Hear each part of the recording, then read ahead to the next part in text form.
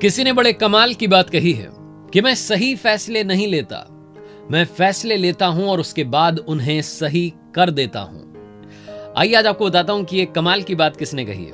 ये कही है भारत के रत्न रतन टाटा साहब ने, और ऐसी कई सारी कमाल की बातें उन्होंने की हैं। हाय गाइस, मेरा नाम है आरजे कार्तिक और आपका स्वागत है मेरी नई सीरीज सीखोगे नहीं तो जीतोगे कैसे में। आज बात करेंगे हिंदुस्तान के टॉप बिजनेसमैन रतन टाटा साहब की, जिनके लिए भारत वाले हम सब लोग ये डिमांड कर रहे हैं, कैंपेन चला रहे हैं कि इन्हें भारत रत्न मिलना चाहिए। और ये हैं कि विनम्रता से हाथ जोड़ करके कह रहे हैं कि मुझे भारत रत्न नहीं चाहिए। इस तरह के कैंपेन्स चलाना बंद कीजिए। कुछ तो बात है जो इन्हें महान बनाती है। आइए बात करते हैं उन 5 बातों के बारे में जो आपको और हमें सीखनी ही चाहिए रतन टाटा साहब से। 5 लर्निंग्स फ्रॉम रतन टाटा। रतन टाटा साहब से जो सबसे बड़ी बात सीखी जा सकती है वो है बिलीवर बनिए। ड्रीमर बनने से पहले बिलीव रखना शुरू कीजिए, भरोसा करना शुरू कीजिए खुद पर, खुद की सोच पर और इस बात पर कि आप कमाल कर सकते हैं। हमारा देश जहां पर घोड़ा गाड़ी, बैलगाड़ी वो दौर था, फिर अंग्रेज आए, कार हमारे देश में आई, हमें आजादी मिली, उसके बाद हमारे अपने लोगों ने कारें खरीदना शुरू किया, कार में घूमना शुरू किया। लेकिन इस बात में किसी का बिलीव नहीं था कि कार को पूरे तरीके से भारत में बनाया जा सकता है। रतन टाटा साहब ने स्क्रैच से लेकर के आखिरी तक, जीरो से लेकर के आखिरी तक एक कार बनाने का सपना रखा। भारत में ही उस कार को बनाना चाहते थे, भारत की अपनी कार बनाना चाहते थे। 1998 में, 1998 में भारत की अपनी स्वदेशी car, India's first indigenous car Tata indica उन्होंने लॉन्च की, जिसे बहुत सारे लोगों ने खरीदा, बहुत सारा प्यार दिया, जो भारत की अपनी कार थी।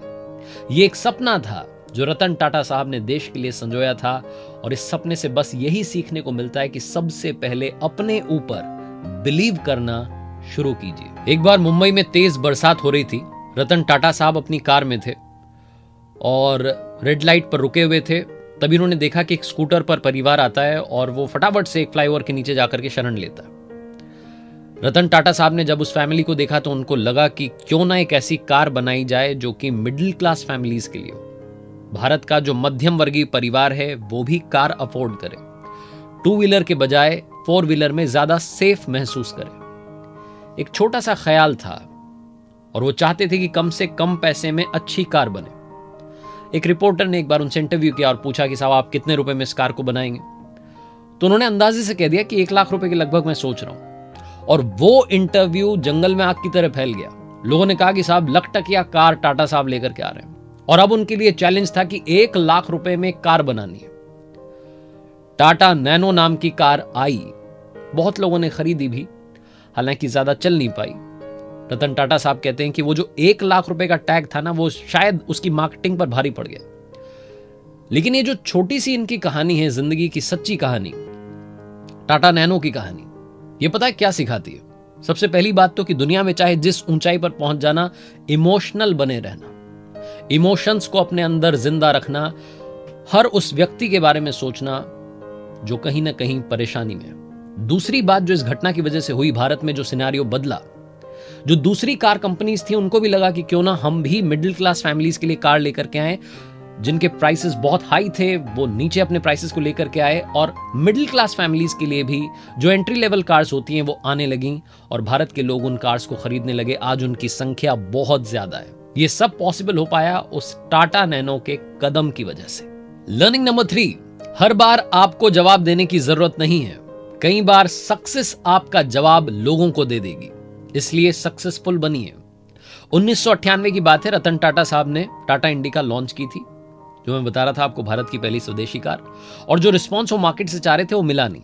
धीरे धीरे कंपनी घाटे में जाने लगी, और बात इस नौबत तक आ गई कि उन्हें लगा कि ये कंपनी बेच देते हैं, ये कार वाला बिजनेस किसी और को बेच देते हैं। तो एक मीटिंग फिक्स हुई फोर्ड कंपनी के बिल फोर्ड साहब से। इस मीटिंग में रतन टाटा साहब गए, और जब मीटिंग शुरू हुई तो फोर्ड साहब जो थे, बिल फोर्ड, उन्होंने जो कहा रतन टाटा साहब को एक तरीके से अपमान करते जा रहे थे। वो कह रहे थे कि जब आपको आता नहीं है बिजनेस, ये कार का बिजनेस करना कैसे, आपको कुछ अता पता नहीं है, आपने इस बिजनेस में कदम क्यों रखा, और आज हम आपकी कंपनी खरीद करके आप पर बहुत बड़ा एहसान कर रहे हैं। ये बात जब बिल फोर्ड ने कही, रतन टाटा साहब को दिल में घर कर गई, चुभ गई।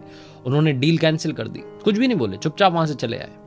अपने एम्प्लॉय से कहा कि हमें जी तोड़ मेहनत करनी है और इसे सक्सेसफुल बनाना है। धीरे धीरे समय बदलने लगा, मेहनत रंग लाने लगी और टाटा इंडिका लोगों के घरों में पहुंचने लगी। वो कार सक्सेसफुल बनने लगी और फोर्ड जो कंपनी थी वो धीरे धीरे घाटे में जाने लगी। दूसरी तरफ दिवालिया होने की कगार पर आ गई थी। तब रतन टाटा साहब को लगा कि क्यों ना इनकी मदद करें, कुछ खरीद लेते हैं। तो एक और मीटिंग फिक्स हुई बॉम्बे हाउस में, बिल फोर्ड और रतन टाटा साहब की। और रतन टाटा साहब ने प्रपोजल रखा कि आपकी ये जो फोर्ड की जो एक कंपनी थी JLR, जो कि लैंड रोवर और जैगुआर बनाती है, उन्होंने कहा कि मैं इसे खरीदना चाहता हूं। डील फिक्स हो गई। रतन टाटा साहब कुछ नहीं कह रहे थे। बिल फोर्ड ने अब की बार कहा कि आज आप हमारी कंपनी खरीद कर हम पर बहुत बड़ा एहसान कर रहे हैं। 10 सालों के अंदर बिल फोर्ड को उनका जवाब मिल चुका था। इसीलिए कोई कुछ कह रहा है, कुछ मत कहिए, शांत रहिए, सक्सेसफुल बनिए। ये जो सफलता होती है, ये सफलता बहुत ज्यादा शोर मचाती है। आपको कुछ कहने की जरूरत नहीं है। लर्निंग नंबर 4, सिर्फ बिजनेस रिलेशनशिप में ही टाटा साहब अच्छे नहीं है, रिलेशनशिप्स में भी अच्छे रहे।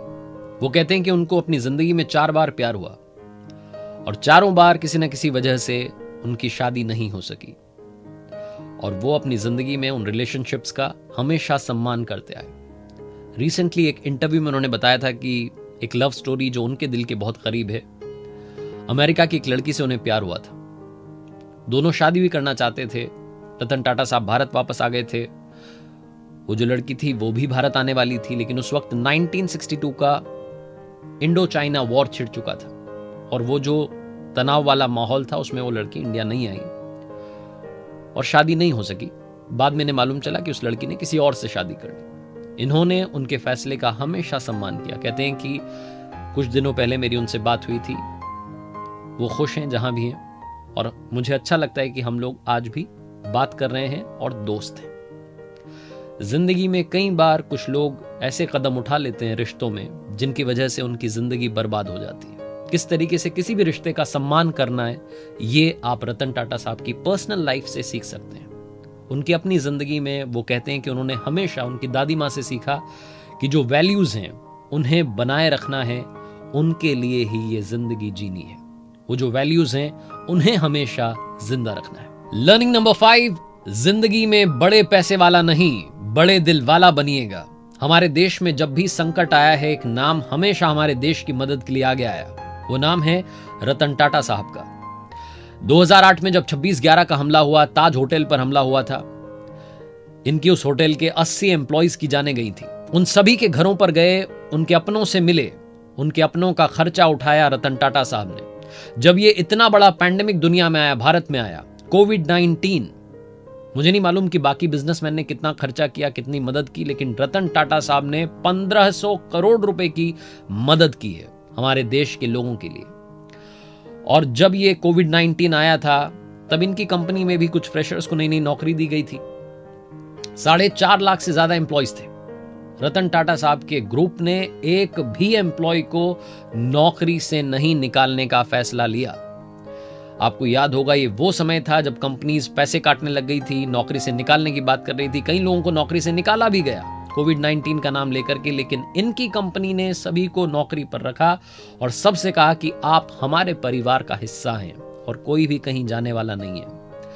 आपको याद होगा, अभी कुछ दिन पहले रतन टाटा साहब अपने एक एम्प्लॉय से मिलने के लिए चुपचाप पुणे चले गए। 2 साल से वो एम्प्लॉय जो हैं वो बीमार थे, उनका हालचाल जानने के लिए उनके घर पर, उनकी सोसाइटी में पहुंचे। ये बहुत सारी घटनाएं हैं जो हमें बताती हैं कि रतन टाटा साहब वाकई में बड़े दिल वाले हैं। और ऐसे ही हम सब डिमांड नहीं कर रहे हैं, ऐसे ही हम सब कैंपेन नहीं कर रहे हैं कि रतन टाटा साहब को भारत रत्न मिलना ही चाहिए, क्योंकि वो भारत के असली रत्न है। और जाते जाते रतन टाटा साहब ने 5 कमाल की बातें कही हैं। पहली, अगर कोई आप पर पत्थर फेंके तो फेंकने देना, उन पत्थरों से एक सुंदर इमारत बना देना। दूसरी, जिंदगी में अप्स एंड डाउन्स आते हैं तो आने दीजिए, क्योंकि ECG में भी स्ट्रेट लाइन का मतलब है कि हम मर चुके हैं। तीसरी, जो आयन होता है उसे उसकी रस्क बर्बाद करती है, लोहे को उसकी जंग खाती है।